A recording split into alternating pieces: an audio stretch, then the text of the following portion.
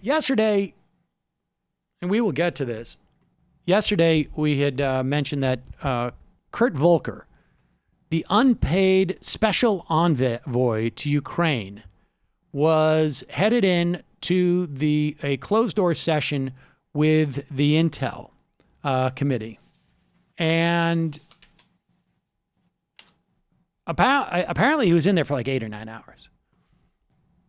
And over the course of the day, some stuff sort of came out of that committee room. But by the end of the day, there were extensive text messaging threads that we will go through later in the program, or maybe actually soon, that show basically a criminal conspiracy. A criminal conspiracy involving not just and there was a tweet by the chairman of the Federal Elections Commission. She tweeted this out. She's like, I can't believe I have to say this, but let me make something 100% clear to the American public. And anyone running for public office, it's illegal for any person to solicit, that means to ask for, accept, or receive anything of value from a foreign national in connection with a U.S. election. This is not a novel concept, she writes. Electoral intervention from foreign governments has been considered unacceptable since the beginning of our nation.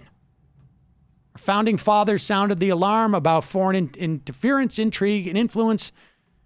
They knew when a foreign government seeks to influence American politics, it's always to advance their own interests, not America's. Anyone who solicits or accepts foreign assistance risks being on the wrong end of a federal investigation. Any political campaign that receives an offer of a prohibited donation from a foreign source should report that to the Federal Bureau of Investigation. She wrote that in June, retweeted it again. But the issue here is not just that Donald Trump solicited from the Ukraine dirt on Joe Biden. It's not that he may have done the same thing with China, and God knows whom else he did it about or for or what. But it's also that he held back funds that were appropriated by Congress for Ukraine. He extorted the Ukrainian president, is what you would call it. I think maybe extortion, blackmail maybe, but I think it's extortion. Extortion's It's called deals. And it's deals. It's deals, but it's also illegal deals. You can sell weapons on the black market. It's a deal. It's illegal. And let's go through this now, actually. This is as good a time as any to go through these, because these are really stunning. These are text messages between, and we'll go through it quick because this is sort of a little bit weedy and a little bit complicated, but I think I can make this somewhat straightforward. There are about 4 or 5 players involved in this. One is Kurt Volker. He is the special envoy to Ukraine. The other is former Ambassador Bill Taylor, former ambassador to Ukraine. You know, once they're involved in a country, they still have their relationships and they're called upon to help out in certain situations. There's another guy, Gordon Sunderland, who is the U.S. ambassador to the EU, also owns some hotels, and apparently is just a buddy of Donald Trump's. Then, of course, we have Rudy Giuliani. Those are the main players. And so this starts on July 19th. Oh, there's one other guy, I should say, Audrey Yermak, who is a top advisor to President Zelensky. Remember, Zelensky is the former sort of comedic actor who managed to win the presidency. Seems to be actually a pretty intelligent guy. And you know, in the midst of a war where Russian-backed, I guess, separatists, I don't know how else to characterize it. That's probably somewhat inaccurate, but some would argue a civil war, kills thousands of people in his country, and he is looking for this money that is for weapons to protect them. It is part of basically a relationship that we agreed to with Ukraine after they gave up their nuclear weapons, and we're worried about a deterrent from Russia. And we should say it's not clear that the Ukrainians realized that the money was being held up. That is not a defense. If I fire a gun at Matt and he's got headphones on and doesn't realize I've tried to shoot him, I'm still guilty of attempted murder. Right? It's not legal for me to do this, even if I am wrong about the awareness that the other party has. And it's still unclear whether they knew or didn't know. They just assumed it was coming. But it's quite clear from these exchanges that on the U.S. side, support, meetings, anything was a function of them basically saying, we're going to dig into Joe Biden. So Audrey Yermak is the other. So it starts here is on July 21st. We're going to start with. I'm going to skip around just a little bit. Bill Taylor texting with Gordon Sondland. Remember, Bill Taylor, former ambassador to Ukraine. Gordon Sondland, just this guy who apparently is like a Trumpster trying to get in on this, representing the White House. Total deal maker. So Bill Taylor says, Gordon, one thing this is Kurt Volker, the special, envoy now in Ukraine, and I talked about yesterday was Sasha Danielik's point that President Zelensky is sensitive about Ukraine being taken seriously, not merely as an instrument in Washington domestic re-election politics. Okay, so for some reason, Zelensky is now feeling like he might be just an instrument in the 2020 election. Just for fighting corruption? You're so much more than that. Gordon Sondland says, absolutely. But we need to get the conversation started and the relationship built irrespective of the pretext. What? That's not the word you so want. in there, other words, get it does whatever. We need this stuff. Yeah, the one that matters is me. I am the only worried. one that matters. Gordon Sondland says, I'm worried about the alternative. The alternative is that Trump cuts off Ukraine.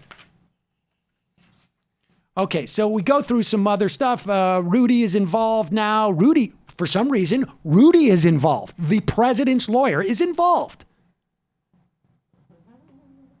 The president's lawyer is only interested in either creating some false narrative about 2016 or about helping the re-election in 2020. Period. So let's jump to July 25th, 2019. This is ahead of a planned phone call between Trump and Zelensky. Volker is advising Audrey Yermak, Zelensky's advisor. Good lunch. Thanks. They had lunch. Heard from the White House, assuming President Zelensky convinces Trump that he will investigate / quote, get to the bottom of what happened in 2016, end quote, we will nail down a visit to Washington. Good luck. See you tomorrow. In other words, he's got to tell Trump that he's going to do this stuff. And then we'll be able to set down the dates in which they will meet. It's a classic if-then statement. Exactly. Exactly. So let's jump to August 9th now. State Department officials discuss a White House visit and a Ukraine statement. They want the statement because the statement is going to leverage and just be enough on some level for the domestic purposes that Donald Trump has. Ambassador Volker had the following exchange with Ambassador Sondland about arranging a White House meeting after the Ukrainian president makes a public statement. Morrison, this is Scott Morrison, I believe, from the National Security Council, who deals with Europe. Morrison ready to get dates as soon as Yermak confirms. And Volker says, oh, great. So Sondland is dealing with the White House, right? And Morrison said, I'm ready. Morrison, we're going to set the date for the meeting as soon as Yermak confirms. And Volker's like, oh, excellent. How did you sway him? Smiley emoji. Right. Yeah, that's great. How did you convince him to do this? Well, Gordon says, I'm not sure I did. I think POTUS, President of the United States, really wants the deliverable. The deliverable. You know what I'm talking about. Yes. The anti-corruption Deliverable. moves. Anti-corruption deliverable. And Volker says, okay, does he know that? Meaning that Yermak knows that? Gordon Sondland, yep. And Gordon Sondland says, clearly lots of conversations going on. And Volker says, okay, that's good that it's coming from two separate sources. So there are, they're getting multiple directions coming at Zelensky saying, you got to do this. And then Gordon says, okay, to avoid misunderstandings, it might be helpful to ask Audrey for a draft statement, embargoed, of course, so that we can see exactly what they propose to cover. In other words, we want to see the statement that they're going to put out, because it would be a bad situation if Zelensky gave a statement and said, we're going to get to the bottom of this. Joe Biden is innocent, or not bring up the words Joe Biden. That might be a problem. Even though Z does a live presser, they can still summarize in a brief statement. Thoughts? Volker, agree.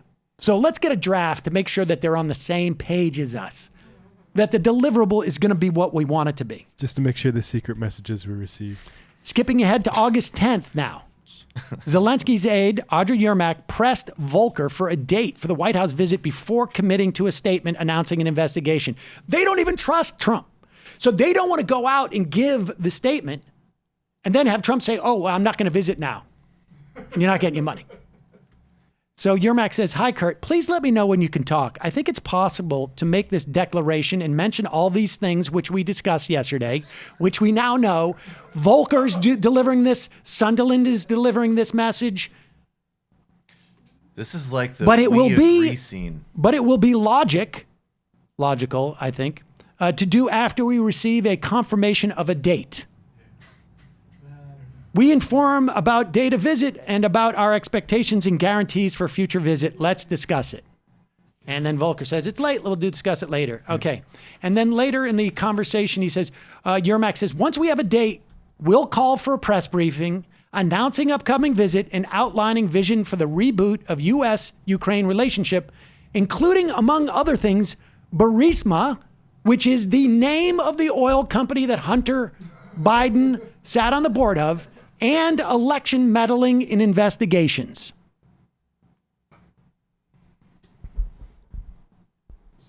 Once we have this thing, we'll do this. Right. Man. So Ukraine is also saying this too. They just don't trust. It's just like one of those things like, show up on the dock, you show me the money, we give you the diamonds. But it's going back and forth here because the diamond guy doesn't trust the money guy. They're like the world's least subtle mafia guys. Well, they realize at one point, and you'll find out when they start to freak out a little bit. August 13th now, Kurt Volker. This is after his outreach to Rudy Giuliani. And Giuliani, Volker, and Sunderland on August 13th had the following exchange regarding the proposed Ukrainian thing. This is Volker and Sunderland. This is after they've talked to Rudy. Special attention should be paid to the problem of interference in the political process of the United States, especially with the alleged involvement of some Ukrainian politicians. In other words, you have to pretend that this whole thing with Giuliani, who has this whole narrative about Ukraine being the actual meddler in the elections with the help of Democrats in 2016, trying to frame Russia, this has to be in this. We intend to initiate and complete a transparent, unbiased investigation of all available facts and episodes, including those involving Burisma and the 2016 elections, which in turn will prevent the reoccurrence of this problem in the future. What Volker is proposing is what the Ukrainians should say. In fact, take this paragraph I'm giving to you, Gordon, and we're going to send this to Audrey. What do you think about it? And Gordon says, perfect. Let's send to Audrey after our call. So they have just said, this is the deliverable we want them to actually put out and release. I'm pretty sure it's Andre, but I like it that you keep calling him Audrey. Oh, it's Andre. Andre, right. Sorry. Audrey wants the dogs. Andre. I bet they do call him that. Just It's to Andre. mess Sam's with very it. I apologize. excited. Don't I'm very correct excited. his pronunciation right now. And so, confirming desire to reference 2016 election in Burisma on August 17th, a couple days later, they have the following exchange in which they discussed their message to Ukraine more. Do we still want Z, that's Zelensky, to give us an unequivocal draft with 2016 in Burisma? That's what Sundland says. And Volker says that's the clear message so far, and that message is coming from the White House. And Volker's saying, I'm hoping we can put something out there that causes him to respond to that. And Sundland says, okay, unless you think otherwise, I'll return Andre's call tomorrow and suggest they send us a clean draft. So in other words, send us another one. Let's take a look at it. Let's make sure that we're talking about Burisma and we're talking about 2016. These are the two things we want. We want Biden for 2020 and we want an undercut of the Mueller investigation. Then on August 28th, Ukrainian official shares press report of the U.S. withholding military assistance. Andrei Yermak says to Volker, need to talk with you. And then he drops in a link to this Politico piece, which says Trump holds up Ukraine military aid meant to confront Russia. And this is from August 28th in Politico. It's clear that Trump just did it unilaterally. No one else understood why. You had Republican senators writing letters saying, you can't hold up that military aid. Why are you doing it? And then Verko says, hi, Andre. Absolutely. When is good for you? So later, on August 30th, Taylor, this is the former ambassador to Ukraine, informs Volker that Trump has canceled his visit to Warsaw where he was supposed to meet Zelensky. And so Volker and Sundland try and figure out an alternate plan for Pence to meet Zelensky on September 1st. Bill Taylor writes, trip canceled. Volker, hope vice president keeps the balat and tees up the White House visit. Keeps up the bilateral communications and tees up a White House visit. And then Volker says, and hope Gordon and Perry still going. This is Perry, the now resigning Secretary of Education. And Sundland says, I am going. Pompeo is speaking to the president today to see if he can go. No, not you, Mike. You're not allowed. And then Bill Taylor says, are we now saying that security assistance and White House meetings are conditioned on investigations? Bill Taylor's getting a little bit upset on September 1st. Like, hey, wait a second. And Gordon Sundland says, of course not. No, he doesn't say that. He says, call me. Yep. It's like when your friend I texts love you that for trope. drugs and you're like, call me. Exactly. Now, remember, on August 8th, you had Sundland and Volker talking about, particularly Sundland talking about they need the deliverables, right? They need the deliverables. Just, I want you to keep that in mind. Because now between August, when he says we need the deliverables, there it is. Not sure I did. I think POTUS really wants the deliverable. That's August 9th. Between August 9th and September 9th, what changes? Well, there are press reports of them holding up the thing, and you senators are starting to look into this and what's going on here. Bill Taylor says on September 8th, the nightmare is they give the interview and they don't get the security assistance. The Russians love it, and I quit. In other words, you got to show up with the cash if they're going to bring you the diamonds. And if they give the diamonds and they don't get the cash, then it's a crap show. But meanwhile, on August 9th, remember, Gordon Sundland said, POTUS wants the deliverables. Bill Taylor, the guy who's bummed out about all of this now, says the message to the Ukrainians and Russians we send with the decision on security assistance is key. With the hold, That's the hold on the money. We've already shaken their faith in us. Thus, my nightmare scenario. And Bill Taylor says, counting on you to be right about this interview, Gordon. And Gordon says, Bill, I never said I was right. I said we are where we are, and I believe we have identified the best pathway forward. Let's hope it works. And Bill Taylor says, as I said on the phone, and this is where Bill Taylor realizes this is going to be absolutely nasty because we're going to get caught. And I want to make it clear where I was in this.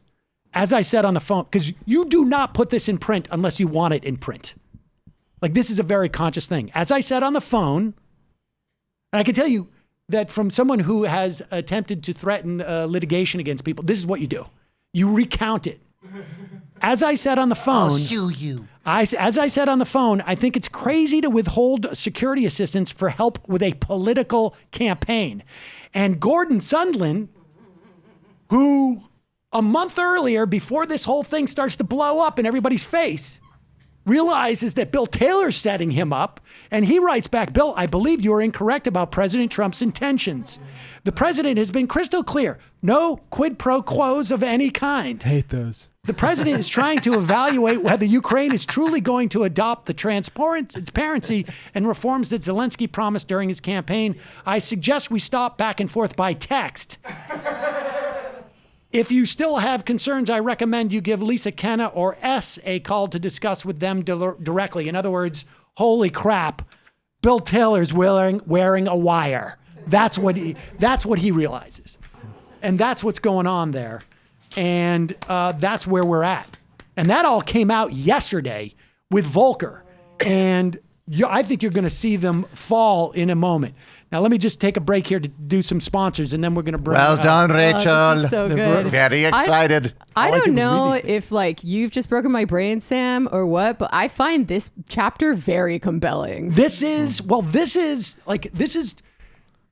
not even the smoking gun. This is the watching the gun fire. I like the scramble. I like to whoa. But before we do any more...